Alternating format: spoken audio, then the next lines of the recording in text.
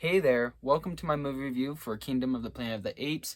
I hope you enjoy it as I give a description of what this movie's about, a review of how well I thought it did, and then a rating overall. So please, enjoy.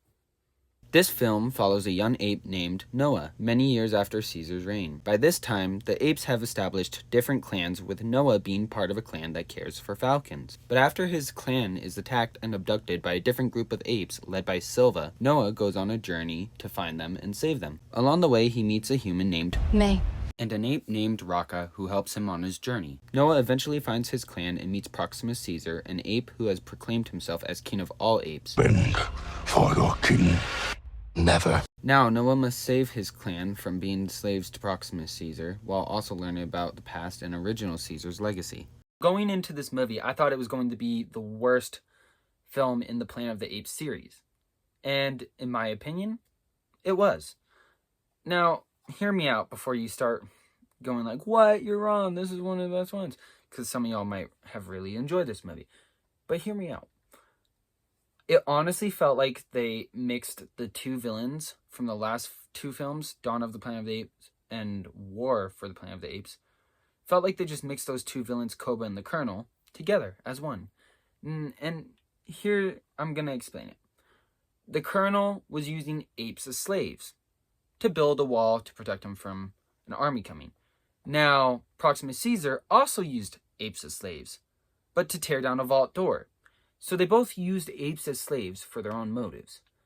Now, the reason I also add Koba into this is because he took Caesar's place in Dawn of the Planet of the Apes. He basically kills Caesar and says, I'm Caesar now, in a way. He doesn't actually say that, but he implies it. And he also doesn't care if the apes get hurt. Proximus Caesar claims to be the new Caesar and also doesn't care if apes get hurt. So, as you can see, it basically just felt like they mixed those two villains, Koba and Colonel, from the previous two, into one. Because now we have Proximus Caesar, who uses apes as slaves, doesn't care if they get hurt, and claims he's the new Caesar. Similar to our last villains. Just saying. Now, I know, again, that some of y'all like this movie, because I also did a poll, and this film, out of the 4 that are out, came in second place. But there also wasn't a lot of votes, so this one came in second place, and after looking at the ratings online, this one was actually rated the worst out of them all. But of course the rating updates over time because it is fairly new, as I have seen it gone down from 3.4 stars to 3.2, and IMDb also went down 7.4 to 7.1. Last I checked, Rotten Tomatoes actually went up by 1%, so the ratings are constantly changing for this movie, but overall, it is still the lowest rated out of the other movies. So another reason I didn't care for this movie was because the antagonist also wasn't that intimidating or intriguing. Also, the story was boring for the most part.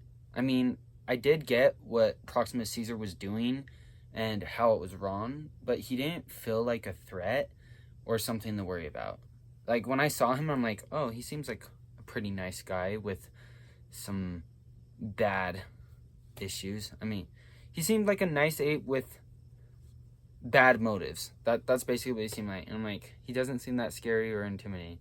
So, Silva, his bodyguard, or security guard, whatever, he was more intimidating and intriguing than Proximus Caesar was. And Silva actually felt more like a villain than Proximus Caesar did.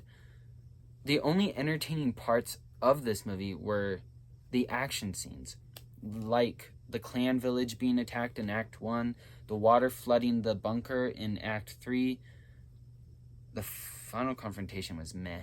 I did like the bridge scene, and in each of those scenes that were actually good action sequences, Silva was there. But other than the action scenes, I didn't care for it. And there were only about 5 or 6 action sequences overall. I don't know if you would count the final confrontation and the water tower scene as one, because it's like back to back. So it's like, I don't know if that counts as 1 or 2 action sequences, but whatever. I don't have any complaints about the dialogue. It felt genuine, real, and well written. I did like the development of Noah throughout the film, because internally you can see he's questioning whether he can trust humans. And I like the buildup of his character arc, because they could take it in so many directions from here. same thing with May, especially like with how they all went through things together and whether he can trust humans after what May did.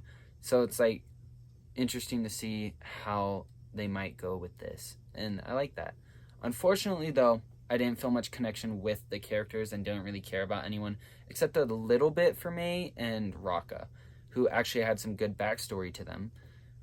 I felt like the cast and voices were done well and chosen perfectly for this movie. I don't have any criticism for the cast or acting, but I do want to commend Freya Allen for playing May. Ooh, pretty sure she was in The Witcher. And then Kevin Durand for playing Proximus Caesar, Eka Darville playing Silva, Peter McCann as Raka, and Owen Teague as Noah. The CGI looked really good, but for some reason I didn't feel like it looked as good as the older ones, which is odd considering it's 2024 and CGI should be better. And I saw this one on a big screen theater screen. I saw it on a theater screen versus my TV, which is where I watched the other ones. I mean, I did watch the other ones in theaters before, but I rewatched them on my big screen, and the CGI just looked better than it did when I saw this one in theater, so I don't know. The editing and camera perspectives or angles were good. The music for each scene was chosen perfectly and implemented perfectly. But other than that, that's all I got from my review. So let's give this movie a rating. So overall, I'm giving this movie 7 out of 10 stars. I just felt like the story could have been better and the villain could have been developed differently. I just feel like they're dragging this out now, and I am kind of looking forward to see where this goes. But I also feel like this could have just ended it all and made it so everyone was cohabitating. Well, y'all, that's it for my movie review. If you enjoyed it, please like, comment, and subscribe down below. If you want to check out more movie reviews, you can wait till the end of this video and tap the playlist that pops up, or you can tap on my name down below. But until next time, I will catch y'all with the next flick.